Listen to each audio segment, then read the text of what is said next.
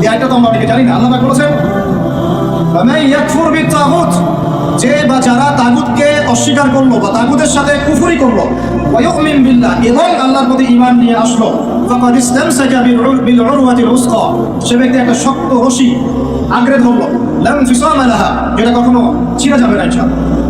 তাহলে আল্লাহ পাক এই আয়াতে বলছেন আপনাকে তাগুতের সাথে কুফরি করতে, কার সাথে? তাগুতের সাথে কুফরি করতে এবং মুমিন হতে। ঈমানদার হতে হলে তাগুতের সাথে কুফরি করতে হবে, আর তাগুতের প্রতি ঈমান রাখলে মুমিন হওয়া যাবে না। কথা বোঝা যাচ্ছে? তাহলে এখন ডেফিনেশন কি তাগুতের? কাকে বলে এটা? যেটার প্রতি কুফরি না করলে আমি মুমিন হতে পারবো না। এক, আল্লাহ বাদ দিয়ে যার ইবাদত করা হয় সেটা তাগুত। আল্লাহ বাদ দিয়ে যার ইবাদত করা হয় সেটা তাগুত। আল্লাহ বাদ দিয়ে এমন কারো দাসত্ব করা যেটা আল্লাহ রাব্বুল আলামিনের কোরআন এবং সুন্নাহ শরীয়তের মূলনীতির বাইরে, তাগুত। এমন কোন বিধান যেটা দাসত্ব করলে আল্লাহর কোরআনের বিধানকে অবজ্ঞা করা হয়, ওটাও তাগুত। এমন কোন সিস্টেম যে সিস্টেমটা আল্লাহ এবং তার রাসূলের বিধান মোতাবেক চলে না, গায়রুল্লাহর বিধান মোতাবেক চলে, ওটাও তাগুত।